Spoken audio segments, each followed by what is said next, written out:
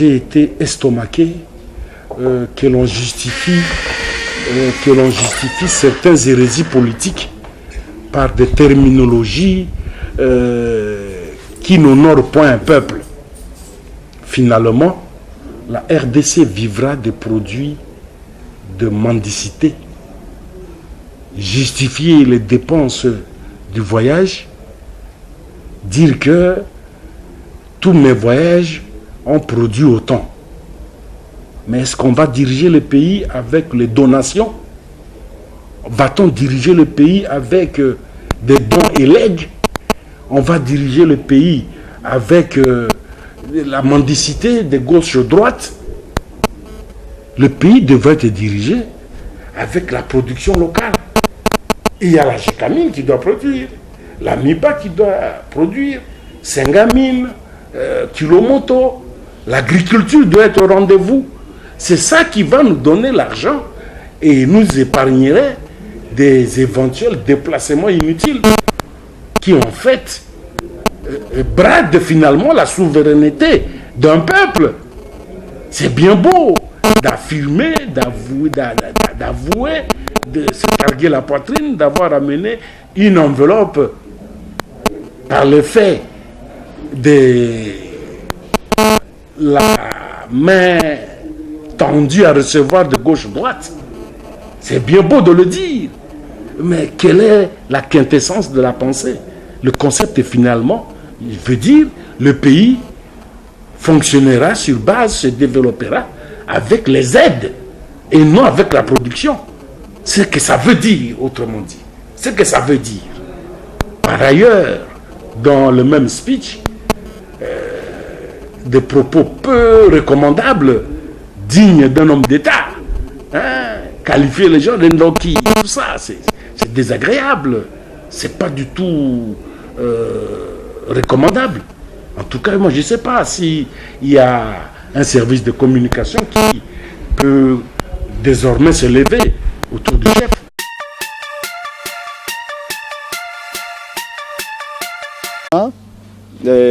Nous disons bravo à Papa Fridolin Ambongo. C'est ça le rôle de l'Église.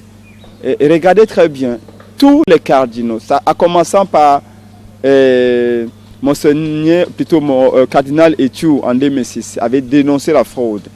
Cardinal Mosengo, en passant par lui en 2011, a dénoncé la fraude. En 2018, c'est le cardinal Fridolin Ambongo qui vient encore dire que ce n'est pas possible, ça ne peut plus marcher comme ça. Aujourd'hui, l'enjeu pour Kabila, c'est de continuer à contrôler la CENI et la Cour constitutionnelle. L'enjeu pour Félix Tshisekedi, c'est de réussir au moins à contrôler 40% de la CENI et de la Cour constitutionnelle. Nous, au sein de la MOGA, nous disons la CENI et la Cour constitutionnelle doivent être sous l'égide du peuple. Bref, le peuple doit contrôler ces institutions. Et donc, pour nous, la proposition de sortie de crise du président élu Martin Fayulu est une très bonne chose. Maintenant que le cardinal Ambongo dit qu'il faut appuyer cette démarche de Martin Fayulu, l'ensemble de notre peuple est prié à l'accompagner. Certaines personnes ont voulu faire le contresens de cette proposition-là. Aujourd'hui, tout le monde vient de se rendre compte que c'est Martin Fayulu qui a la souci de défendre la patrie, de sauver la patrie, en faisant cette proposition d'aller aux élections anticipées, de réformer la CENI et la Cour constitutionnelle. Et c'est une chose que nous apprécions. Bravo à Papa Fridolin Ambongo pour cet appui sans réserve à la proposition de Martin Fayulu.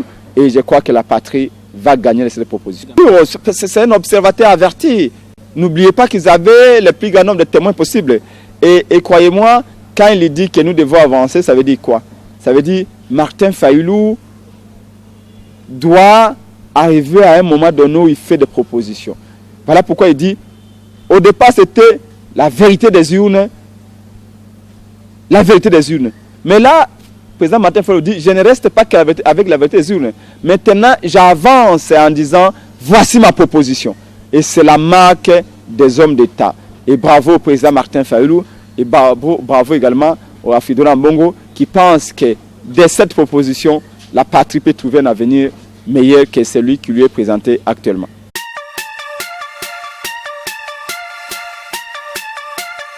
Pendant que la République démocratique du Congo attendait de l'Ouganda près de 10 milliards de dollars américains en dommages et intérêts dans l'affaire des activités armées menées par l'Ouganda sur son territoire, la Cour internationale de justice vient de renvoyer à une date ultérieure des audiences publiques consacrées aux réparations. C'est après la lettre LR adressée conjointement par le président congolais Félix Tshisekedi et son homologue ougandais Yoweri Museveni, une affaire qui a trop duré, estime Jean-Baptiste Boumanza, conseiller politique de Jean-Pierre Bemba, appelant en même temps les autorités congolaises à adopter une prompte attitude en vue de mettre définitivement fin à cette affaire. C'est un dossier qui date de longtemps, des années, depuis que le Rwanda et l'Ouganda se sont battus à Kisangani. Et nous attendions que cet argent de dédommagement puisse arriver au trésor public congolais. Bon, ces reports-là, quelle est la motivation profonde qui a fait qu'on puisse reporter cette audience-là au niveau du tribunal international? Il faudrait que, si ce qui se raconte est vrai, que le président aurait signé une lettre avec le président Museveni pour demander au tribunal de reporter l'audience en question, il faudrait qu'il nous donne des motivations profondes. Parce qu'aujourd'hui, nous parlons gratuité de l'enseignement. Nous parlons de beaucoup de choses. Nous avons énormément besoin d'argent. Or, l'Ouganda doit nous payer cet argent-là des dommages et intérêts. Je ne peux pas comprendre qu'il y ait un report de cette audience. Ce qu'il faut dire est que, de notre côté au Congo, il faut que nous puissions adopter une attitude prompte, une attitude qui puisse tout mettre en œuvre pour que le plus rapidement possible cette affaire soit tranchée et que l'Ouganda puisse payer les pénalités et compte tenu de ce qui s'était passé.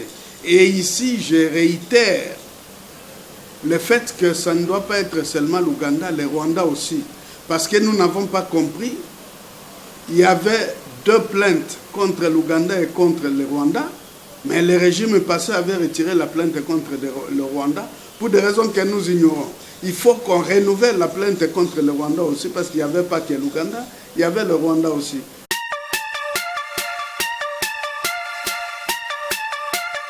Notre problème se résulte en la personne de Jean-Marc Kabound qui s'est permis d'insulter notre autorité morale, Joseph Kabila Kabange, et qui s'est permis de nous traité de conglomérat d'aventuriers. Jean-Marc Kabound s'est lancé dans une guerre interminable dont il ne saura calmer la teneur. C'est en ces termes qu'est réagi Mme Alice Zouzi, coordonnateur du Front commun pour le Congo, qui qualifie de dangereux les propos du président en exercice de l'UDPS. Pourquoi nous sommes en coalition, le FCC le cache, c'est M. Kabound qui n'a pas assez de maturité politique pour savoir ce qu'il faut dire et ce qu'il ne faut pas dire. Ce monsieur ne respecte même pas les propos du président Félix Antoine Tshilombo, qui est pourtant le président de la République. C'est un scandale, c'est une honte. Il désavoue son président à la face du monde. Comment est-ce que vous qui êtes un collaborateur pouvez aller à l'encontre des propos tenus par votre chef? C'est scandaleux.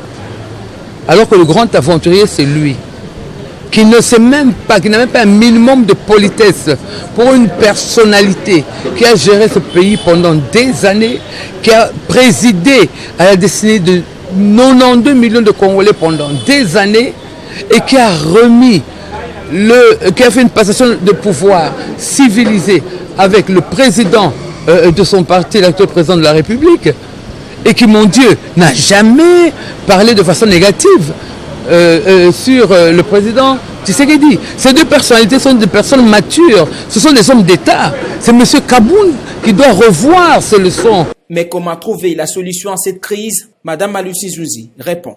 La seule façon pour nous de résoudre cette crise est de voir M. Kabound partir. Il faut qu'il parte et qu'il aille faire des révisions, n'est-ce pas, de ce que c'est une éducation civique et qu'il apprenne ce que c'est qu'une coalition, qu'il apprenne des notions de base, n'est-ce pas, pour faire de la politique. Parce qu'il ne sait pas ce que c'est que la politique.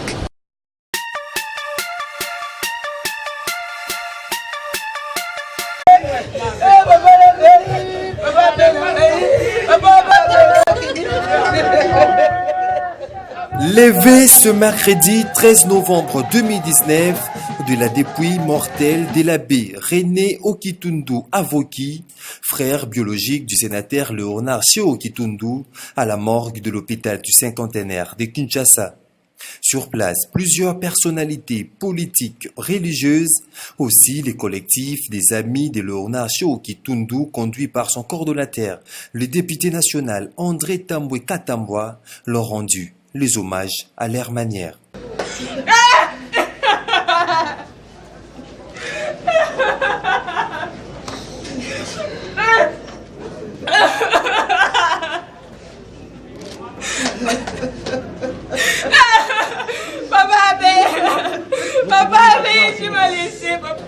De l'hôpital du cinquantenaire, les cortèges funèbres a pris la direction du funérarium La Miséricorde, situé au 4630 de l'avenue Prince des Lièges à Gombe, pour l'exposition de la dépouille. Ici, c'était la consternation.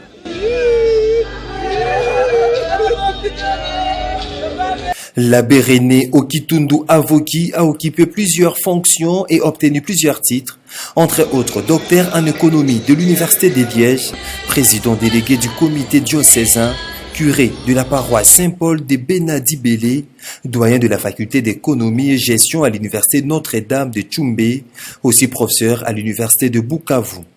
Monsieur l'abbé René Okitundu Avoki était un grand homme d'église, un homme spirituel, un enseignant d'université, un prêtre du diocèse de Tchoumbé, un grand professeur des universités au Congo et à l'étranger.